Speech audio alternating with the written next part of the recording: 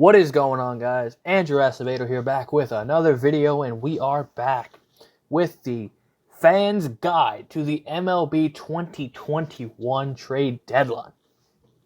I'll explain. You probably click on this video saying, Andrew, what is this? This is going to be the ultimate fan guide to the MLB trade deadline.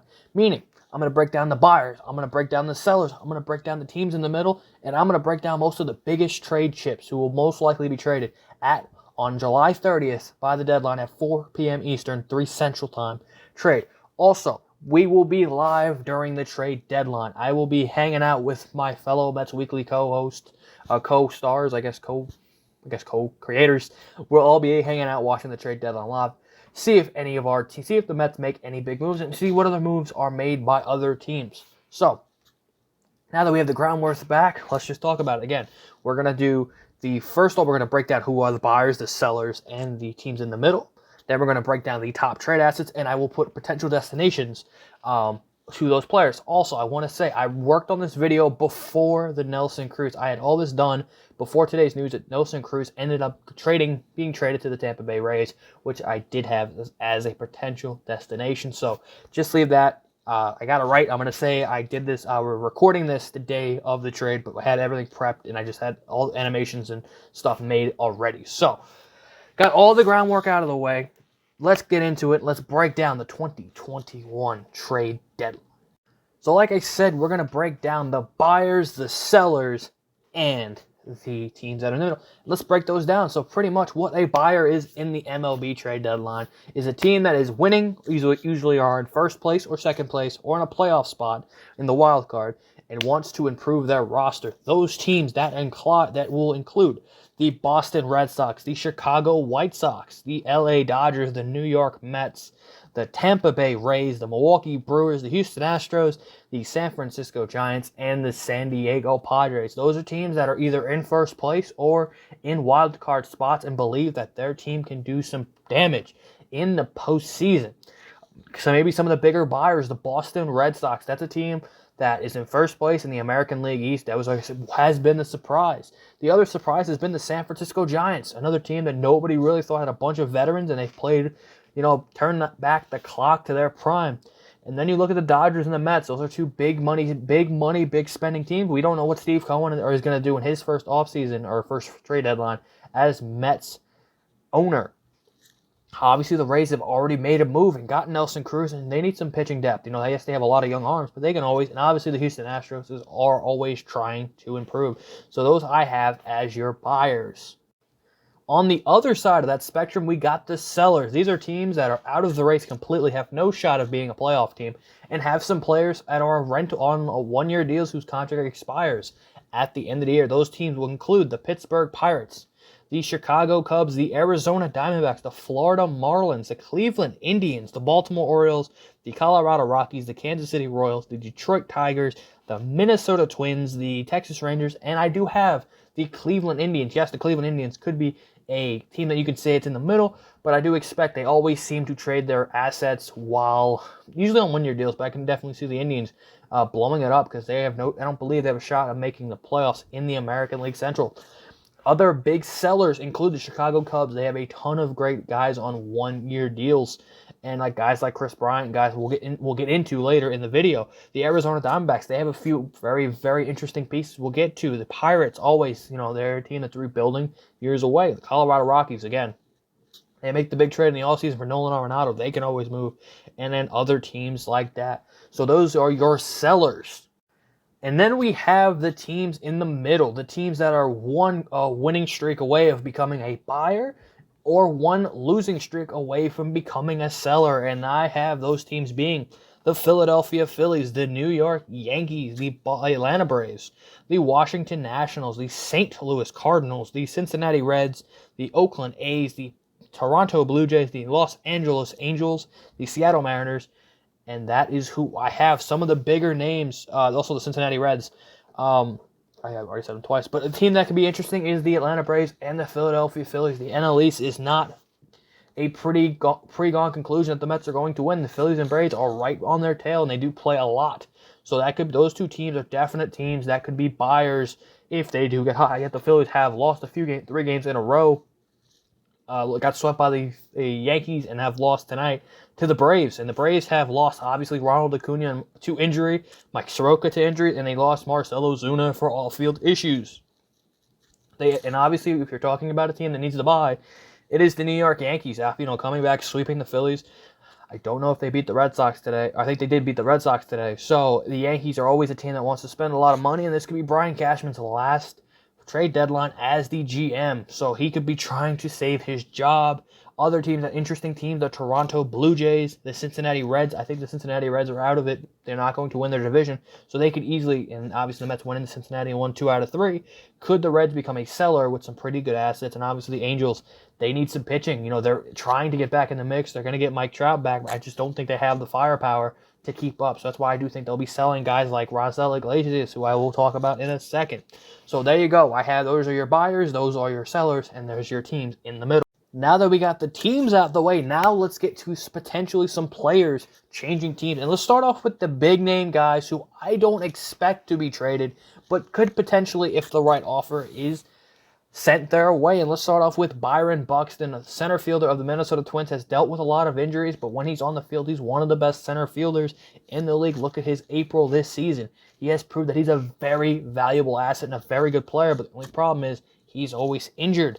Let's get to Max Scherzer. Also, Buxton did decline a contract extension from the Minnesota Twins, so maybe the Twins, who already have traded Nelson Cruz, could be potentially trading Byron Buxton. If he were to get traded, teams like the Yankees, teams like the Phillies, teams like the Mets could potentially jump in and try to acquire an elite center fielder. Then we go to Max Scherzer. I do believe that the Washington Nationals, if they got the right offer on the 30th, would move him, but I'm not expecting that. Obviously, teams like the Los Angeles Dodgers, who are in the playoffs, are the defending World Series champ, and lost Trevor Bauer, needs to get a number 2 behind Buehler or around another ace to get back to that juice rotation, and Max Scherzer can come in and be that guy. I do not think German Marquez from the Colorado Rockies gets moved. I think John Gray would be bundled with Trevor Story, which we'll get to him in a second. I don't think German Marquez, he's got a bunch of years left. I do think he's the best pitcher on that team. I don't expect German Marquez to be dealt, but again, it could potentially, if the right deal came along, could definitely be unavailable, but I don't expect it this trade deadline. I believe this and the next guy is more of an offseason trade, and that is Jose Ramirez, the third baseman from the Cleveland Indians. John Heyman has already said you're going to have to wow them to at least be heard on a trade for J-Ram. Like I said with German Marquez, this is definitely an off-season move, not a trade deadline. This trade deadline, obviously, he has, I think, 2 years left on his deal. German Marquez, I believe, has 3. So there is no rush for those teams to move him. The Indians obviously trade their big assets. Definitely could be a guy you see traded in the offseason. Let's also talk about some guys who did make my top 10, because I guess I did the top 10. I didn't number them top 10, but kind of the 10 bigger names that I expect to be traded. Some other names look under the radar moves potentially. Look at guys like Richard Rodriguez, closer from the Pittsburgh Pirates. Bullpen arms are going to be a valuable asset. He's had a really good season this year. Then you also look at another bullpen arm from the Texas Rangers, Ian Kennedy. This could be a guy that, again, maybe not a closer on a great team, but as a setup man, is a great arm. Teams like the Mets, teams like the Dodgers, teams like the Giants, the White Sox, they all need bullpen arms. These are guys you can definitely see moved. Then we go to more of a shortstop. Again, the Twins have been fire sailing. I know he's not having a great year. It's Andrelton Simmons. Again, as a stopgap 1 year. I mean, the Mets maybe have some interest now. They can get him for nothing because they need Lindor getting hurt, or a team who just needs a stopgap shortstop. Can he be he's a 1 year deal? Don't think he's going to cost a lot. Could that be a guy? A guy I am personally very high on. Danny Duffy, left-handed starter, is a free agent at the end of the year. Again, this is a guy, the Kansas City Royals aren't going anywhere. They can accumulate a couple of prospects just to get a guy who's going to walk at the end of the year. Left-handed starter, the Mets, again, a team that desperately needs starting pitching. This could be a very cheap option. Then we go to Detroit's Jonathan Scope. Guy had a really good month of June. Another guy who can play second base. He can play shortstop. He can now play first base. Kills lefties. Really good bat off the bench for a contender. Guy that can play, again, positional versatility, and a guy who kills left-handed pitching. I know the Mets don't need him, but a guy that the Mets kind of need is a guy who kills lefties. I keep bringing the Mets up because they're my team.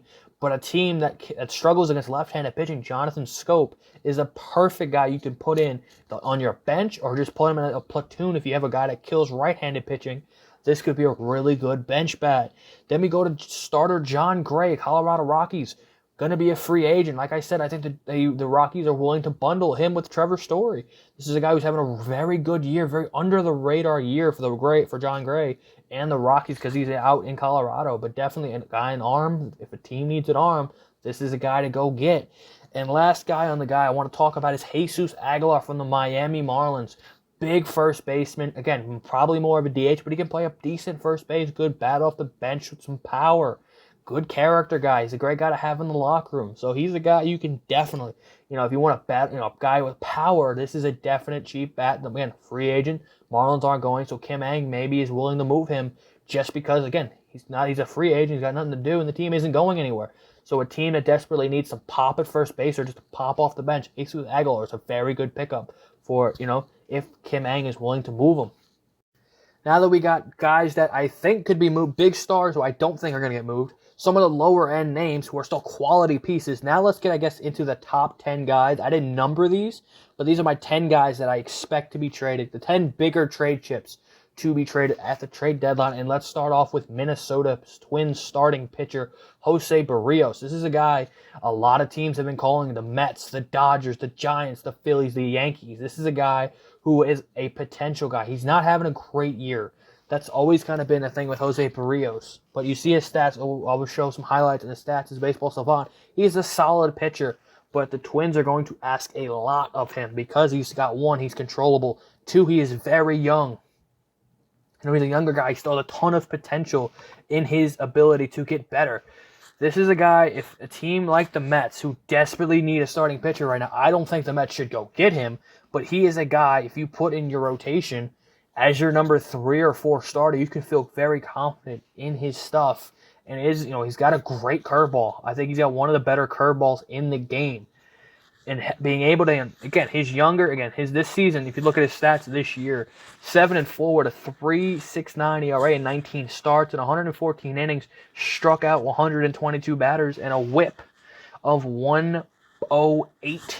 So again, this is a guy, it's potential with him. It's never been, he's always the biggest question mark. Man, if he ever put it together, he would be a very, very good starter. The only question is he a guy who's worth paying? Because the Twins are going to ask a lot of this guy. A lot back to the Mets. Again, I keep bringing back the Mets. Most teams, most offers have included Ronnie Mauricio, who's our number 4 prospect in the system. Is he worth that? I don't believe so. But he is definitely a guy you can bring in. If his price was at a reasonable price, this is a guy I definitely want to bring. You look at his Baseball Savant numbers, they aren't great. He's got, his xWOBA is in the 46th percentile, expected ERA in the 46th, expected batting average in the 49th, his slugging in the 47th, barrel rate in the 32nd, his strikeout percentage is in the 66th percentile, his walk percentage in the 72nd, chase rate in the 83rd, fastball velocity in the 64th. That was a 94 mile an hour fastball with an 83 mile an hour curveball. That is kind of his signature pitch. So Jose Barrios is a very interesting option. I hope the Mets don't go out and overpay for him, but he is definitely an arm. If a team needs a number 3 starter, this is the guy to go get. So yeah, teams I've said should be interested is the Yankees, the Phillies, the Dodgers, the Giants. Again, these are teams that need extra starting pitching. This is the kind of guy to go out and get. If you have the prospect capital, this is the guy that you should go get. Again, the Dodgers need a number 3 behind Buehler and Kershaw. This is a perfect guy you can put in there, and then the Dodgers find ways to develop pitching. So Barrios is a definite guy you need to look out for this trade deadline.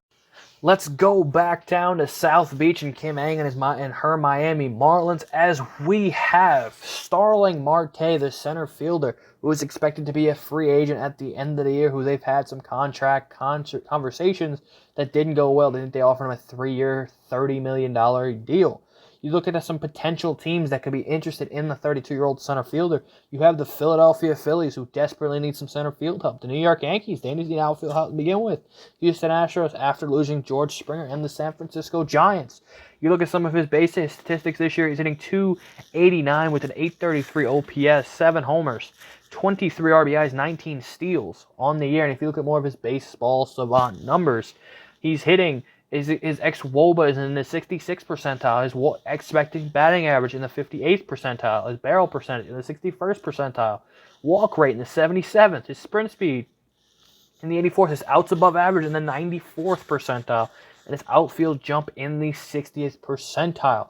This is a guy who, again, stopgap for 1 year. You can have a team like the Astros who are, have had Miles Straw try to replace George Springer, and you just can't produce that when the way that George Springer produced.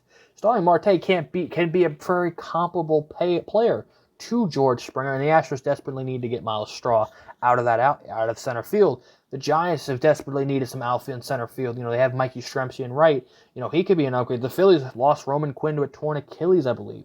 And, they've had guys like Odubel Herrera and Adam Hazley in center field. If they believe themselves as a team to beat, which I don't, that could be a guy they go out and look. And obviously, you talk about the Yankees, they've just need outfielders now. They've lost Clint Frazier. They have Brett Gardner playing center field. And Mets fans make fun of Brandon Nimmo being in center field. Well, watch Brett Gardner play center field. Brandon Nimmo looks like Jim Edmonds compared to Brett Gardner. So, again, this is a guy, trade deadline is a guy, this is a guy who's a free agent at the end of the year. He's already said no to a Miami extension, so Miami has every right to trade him because he doesn't want to be there. So, again, this was a guy who thought you would want to be there, but I guess the contract didn't match up. So, if I'm Kim Ng, I'm looking to acquire some assets and get him out of here and send him to a contender. Let's move on to the desert and the Arizona Diamondbacks. Second baseman, third base kind of utility man, Eduardo Escobar. This year, Eduardo was hitting .251 with a .791 OPS, 22 homers, 65 RBIs. Guy that can play everywhere. I got some potential landing spots being the Chicago White Sox, the New York Mets. They need an infielder. They can use him at third base. And the Washington Nationals, obviously losing Starlin Castro. I mean, this is more of a guy, maybe it shouldn't be the Nationals on there, but I do think maybe if they believe in themselves, that could be a landing spot potentially. You look at maybe at his baseball savant numbers, his expected WOBA is ex-WOBA is in the 53rd percentile. His expecting batting average is a little below average at 46. His ex-slugging is in the 77th percentile. Barrel percentage in the 67th percentile. K percentage in the 56th. His outs above average, in these bunch of positions, is in the 94th percentile.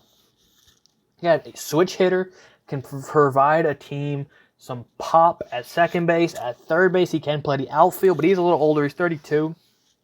So definitely a guy you would like to just put in one position. He's played a lot of third. He's played a lot of second this year. So those would be the two positions I guess you could fill him in. Everyone thought he would be traded to the Chicago White Sox, but I guess that deal fell through. But Eddie Escobar is definitely a guy I would be interested in if I was a GM. A guy can switch hitter. His stats are kind of identical, left side versus right side. So there is no, he's like really good against lefties, against left-handed pitching. He's not as good as right-handed pitching. His numbers, his splits are about even. But a guy definitely that a championship team could use. Kind of like, I wouldn't say as good as Chris Taylor, because Chris Taylor can play legit everywhere. But I think Eduardo Escobar can play anywhere on the infield, and he can play the outfield. So this is a guy, even at 32 years old, who's a free agent at the end of the year, is a rental. Who knows what Arizona's going to want back for him, but this is a definite player that I would be interested in if I was a GM at the deadline. Moving on to the Steel City second baseman, Adam Frazier. This 29-year-old second baseman outfielder is hitting .327 with an .843 OPS, 5 stolen bases, 4 homers, 31 RBIs, and 121 hits. Is in the top 3 in the National League with hits. It's in second, I believe, to Nicholas Castellanos in batting average. This is a guy who is a pest. Adam Frazier, potential landing spots we have is the Chicago White Sox, the Oakland A's, and the New York Yankees. I added the Yankees because this is the kind of guy the Yankees need as a guy that just puts the bat on the ball. You look at his baseball savant numbers, his expected, his ex-WOBA is in the 60th percentile. His expected batting average is in the 97th percentile. His K percentage in the 97th percentile, but his slugging in the 32nd, his barrel percentage in the third percentile. I think he only has like 6 barrels all season. Chase rate in the 67th percentile, and his whiff rate in the 98th percentile. His outs above average is actually lower than what I expected. He's in the 22nd percentile. When he played the Mets, he actually played some really good defense second base.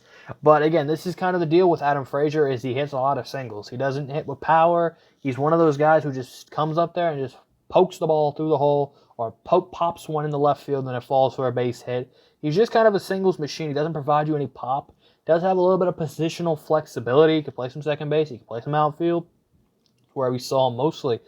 Teams, again, like I said, this is the kind of guy, if you need in a lineup that strikes out a lot, the New York Yankees, this is the kind of guy, if you're willing to go for it, this is the guy the Yankees kind of need in their lineup, or any team can use in their lineup. The team that strikes out a lot, this guy doesn't barrel the ball, but he finds a way to put bat on ball, and he finds a way to get singles, and he's kind of pretty decent with runners in scoring position. So again, this is a guy potentially, again, utility guy, scrappy hitter. This is a guy that team should definitely line up. And it's going to be priced, it's going to be expensive. He does have, I think, another year left on his deal. He's not an upcoming free agent. So if you want him, you're going to have to pay for him. But if I'm the Pirates, I would sell high and get a haul back. Moving on to a guy who almost ruined my video, who was just traded tonight, and that is 42-year-old DH Nelson Cruz, who was traded from the Minnesota Twins to the Tampa Bay Rays for a couple of pitching prospects. Obviously, I did have his potential landing spots: the Tampa Bay Rays, the Toronto Blue Jays, and the Oakland Athletics, because those were teams that John Heyman reported yesterday of teams that were interested in Cruz. And of course, right when I'm going to record the video, the Rays come in and swoop him in. You look at his numbers this year, kind of mean Nelson Cruz, guy just mashes in 294, a 907 OPS, 50 RBIs. He actually has 3 stolen bases. Who would have thought? 19 home runs. Again, Nelson Cruz, the boomstick, he provides you power, and if you look at the analytics on Baseball Savant, wow, is he a very good player on Baseball Savant. Ex-Woba in the 93rd percentile, his expected batting average in the 87th, expected slugging in the 92nd, his barrel percentage in the 86th, his strikeout rate in the 70th, and his walk rate in the 64th. Obviously, defensive list, not what you get Nelson Cruz for. You get Nelson Cruz to hit absolute dingers, and that's what the boomstick is going to provide to the Tampa Bay Rays, who is a team that doesn't have a lot of offense. They have a lot of great pitching, and they have a really good bullpen, but they have problems scoring runs. And now you can put Nelson Cruz in that 3 spot between Randy Arozarena and Austin Meadows and Wander Franco and Vidal Brujan. They have a pretty solid team developing out in Tampa Bay. Nelson Cruz can be that veteran leader that provide the power and some offense into that lineup. The Rays got themselves a very good player, and it's going to definitely help out the Rays' chances of coming back in the division. I believe they're in second place to the Boston Red Sox. So they're going to have to chase. They're in a wild card spot, but maybe Nelson Cruz can help them. The Red Sox are loaded, but the Rays always seem to find a way. Nelson Cruz was a really good acquisition by the Tampa Bay Rays. Let's get into those 4 biggest trade chips on the market, and let's start with Joey Gallo, Texas Ranger, one of 2 Texas Rangers who need to get traded. Another guy who has another year left. Some potential landing spots I have for Joey Gallo are the New York Yankees, Atlanta Braves, St. Louis Cardinals, and the San Diego Padres. Cardinals more of a for next year move. The other 3 are in win now mode. Joey Gallo is the definition of a 3-outcome player. This year, he's actually hitting 228 for Joey Gallo. That's like hitting 300. OPS at 883. Is slugging almost at 500 at 497. 52 RBIs, 24 dingers. And if you look at his Baseball Savant page, expected ex-Woba 91st, his batting average, expected BA 22nd, his slug in the 86th, his barrel percentage in the 97th, K rate in the 3rd percentile, his walk rate in the 100th percentile. He's one of the more underrated defenders in the 96th percentile in outs above average and 90 in the outfield jump. With his outfield jump, Joey Gallo, you know what you're going to get: strikeout, homer, walk, and elite defense. This is a guy, again, if you have a team full of contact hitters, or you just need a team, you need a guy who hits home runs, this is what Joey Gallo can provide. Great on base because he walks. It's either a walk, a strikeout, or a homer. So, again, when he barrels a ball up, it goes a long way. He does barrel. It seems to barrel up a lot. Obviously in the 97th percentile. So, Gallo is just a guy who you need to get a guy who just hits home runs. You need some offense. Joey Gallo can provide it with the dinger. Again, it's going to cost a lot, but the Rangers also, there's some reports that they want to wait, that they're going to wait and obviously do what the Rangers do best, and that's fumble the bag with their trade chips. They traded Lance Lynn for a bag of chips in the offseason when they could have got a lot better at last year's trade deadline. They did the same thing with Mike Minor, traded him for nothing. Do not waste Joey Gallo. Trade him now while his value is high. He's coming off a really good stretch before the All-Star break. I don't know how he's played after the break, but he came in really hot. If I'm the Rangers right now, I'm trading him for a bunch of prospects because he's one of the better guys to go out and get at the deadline. And him and his teammate, which we'll get to in about 2 seconds, is a guy who definitely the Rangers need to move at the deadline. And speaking of that Joey Gallo teammate out in Texas, we'll talk about Kyle Gibson, the 33-year-old right-handed starter, having a career year in All-Star for the first time in his career. And you look at the teams that should be interested. You look at the New York Yankees, the LA Dodgers, the Boston Red Sox, the Los Angeles Angels, and the Toronto Blue Jays. A couple of teams in the middle of the pack who could use a starter because, again, Kyle Gibson has a couple of years of control. He is not a free agent at the end of the year. You look at his stats, this is a guy that the Rangers need to sell high on because they're not going anywhere, and this is a guy you can get a lot back for. You look at his overall numbers. He's 6-2 with a 2.86 ERA in 18 games started, 107 innings, 90 strikeouts, and a whip of 1.13. If you look at his savant numbers, his ex-WOBA is in the 70th percentile, his expected ERA in the 70th. His expected slugging against is in the 71st. His barrel percentage, he keeps away from the barrel, in the 93rd percentile. His walk percentage in the 61st.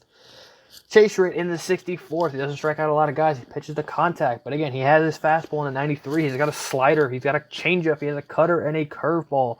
Again, this is a guy, if you need a number 3 starter, number 2 in a good rotation, a bad rotation, number 2 in a good rotation, probably a number 3 or 4. This is a guy that for teams that need to make a playoff run, Kyle Gibson is a guy to go get. Again, everything seems to go right for this guy. Obviously, he's had a rough career, but finally put it all together, and the Rangers need to sell high. There's no need to keep him. Yes, he has a couple years of control left, but the Rangers aren't going anywhere. So if I was the Rangers GM, I would ship Gallo, and I would ship Kyle Gibson. There are teams that are going to want him. Yes, maybe I could have thrown the Mets 100% into this conversation because the Mets desperately need pitching. But I'm going to say again, teams like the Yankees, the Dodgers, the Red Sox are big teams that want to make World Series runs who desperately need a number 2 starter. Kyle Gibson's the guy to go get. And again, he is probably going to cost a lot. This is going to be a very crazy market, but Kyle Gibson's probably the best starting pitcher on the market. Going from the best starter on the market, let's go to the best reliever on the market, and that will be Chicago Cubs closer Craig Kimbrel, a 33-year-old all-star for the Cubs. In 37 games, has an 0.51 ERA, 1-3 with 22 saves, 35 and a third innings pitched, 61 strikeouts, and a whip of 0.68. Also, teams that should be interested in, obviously pretty much every playoff team should be, but the big ones, the Houston Astros, the Boston Red Sox, the New York Mets, and the Philadelphia Phillies. These are teams who desperately need a closer or another elite reliever. Kimbrel's a 2-pitch pitcher. He's a fastball, curveball kind of guy, and if you want to look at baseball savant pages, oh my lord. His expected WOBA in the 100th percentile, his expected ERA in the 100th percentile, his expected batting average in the 100th percentile, his slugging in the 100th percentile, his barrel percentage in the 96th, his strikeout percentage in the 100th. Problem is he does walk a lot of guys and he's in the 42nd percentile, whiff percentage in the 100th percentile, and his chase rate in the 94th percentile. He is also a guy who has a club option for next year, so he's not a rental in per se. He could be if he falters, but for a team, you get him for the rest of this year, and you do get him for next year, which makes Craig Kimbrel even more valuable, knowing that you can get him not just for this year, for next year, for 2 playoff runs if you make yourself a contender. Kimbrel, again, is the guy he's the best number 1 reliever on the market. The Cubs expect to move him, and he's a guy who desperately needs a chance. The Houston Astros and the Boston Red Sox are 2 teams are championship teams who could always use another elite arm. And wouldn't it be nice to reunite in Boston? And the Astros obviously need a closer. They lost Roberto Osuna. They do have Ryan Presley, but imagine putting Ryan Presley in the 8th inning and having Craig Kimbrel in the back in the 9th, having Presley and Kimbrel as your top two. And obviously the Mets, Edwin Diaz and Seth Lugo have faltered lately. Could the Mets go out and add Craig Kimbrell with Diaz, and potentially if Diaz and Lugo bounce back with the rest of that bullpen who's been pretty well, and then adding Craig Kimbrell, that bullpen could be scary. And obviously the Phillies, they're not going anywhere, but they still think they're competitive, and maybe adding Craig Kimbrell to that dumpster fire of a bullpen can make a difference. But Craig Kimbrell definitely not the only Cub in the top 10, but a guy who desperately can make a difference for a team come postseason time. And let's talk about everyone's, if you're a Mets fan, your favorite trade target. Let's talk about Kris Bryant, Chicago Cubs third baseman / outfielder, the 29-year-old in his walk year, the former National League Rookie of the Year, the former National League MVP. Some teams that could be interested, the Mets, obviously. Mets fans have been clamoring for Kris Bryant. The Atlanta Braves, they could always use an outfielder now with Ozuna being out and Acuna being out. This could be a guy they got put in outfield. And same thing with the San Diego Padres. Those are your kind of big three teams to look out for. You look at Kris Bryant this year, he's hitting .264 with an .836 OPS, 48 RBIs, 4 steals, 16 homers in 340 ABs. If you look more at his Baseball Savant page, his expected WOBA in the 72nd percentile. His expected batting average in the 69th percentile. That is nice. His expected slugging is also nice in the 69th percentile. Barrel percentage in the 67th percentile. Walk and sprint speed. Defensively, outs above average in the 35th percentile. So for teams, he has some positional flexibility. He can play the corners. He can play center field if you need. He can play first base. He can play third base. Also a guy who's going to be a rental. And again, the Cubs need to get rid of him. He doesn't want to resign with the Cubs after the dispute about service time. So Kris Bryant is definitely the guy every team should be interested in. Is he the best player on the market? You can make that case. He has a resume behind it, and he was having a very good season in the first half, but has calmed down since before the All-Star break, and after he's continued to struggle. Also had a right hamstring injury. I do not know if he returned after that injury because he was pulled the other day. I do not know if he came back and played for the Cubs today. But again, this is a guy. The Cubs are bracing for tomorrow, not the deadline. Okay. But yeah, the Rays potentially going after Kris Bryant. That'd be kind of crazy to think about. But again, Kris Bryant is definitely a guy that I think is probably the number one guy most teams want, and is probably the most valuable guy. Maybe not the most valuable, but definitely a guy the teams will go out and want for Kris Bryant. And Kris Bryant, for me, is the biggest piece to this trade deadline. So there you have it. You have your fans' guide to the 2021 trade deadline. Leave in the comment section down your predictions for these potential trade assets. Anybody like Kimbrell, Bryant, leave it all down in the comment section down below. Give me some couple of ideas, maybe some mock trades. Maybe if this video does well, maybe I'll do a reaction to predictions to where I personally believe these guys are going to go, from not just the top 10, but guys I put as the other important names, or even the stars being moved. Leave that all in the comment section down below. Please. I did work hard on this video. I worked a lot getting doing the animations, doing the graphics. Be sure, please drop a like. It would make my day. It would also make my day if you hit the subscribe button, turn on notification bell. We hit over 200 subs before the break, trying to get to 500. Big goals, big grinding before by the playoffs. I would love to try to hit 500 subs, get halfway to 1,000, which is the goal, at least milestone-wise for 1K. Leave in the comment section down all of that. Be sure to drop a like, subscribe, turn on notification bell. Tell a friend, tell a dog. Tell your mom, tell your brother, tell anybody, tell a random stranger, hey, this video is worth watching. Share it with your friends.